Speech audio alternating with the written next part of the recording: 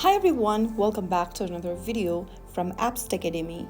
In this video, I'm going to be guiding you through how to change video quality in the Udemy application.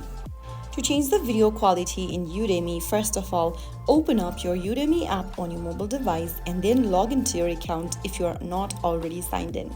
Now go ahead and tap on My Learning at the bottom of the screen and start playing a video lesson. After you start playing the video lesson, go ahead and tap on the adjustment tool at the top right corner, the three little bars over there, and from the lecture options, tap on video quality.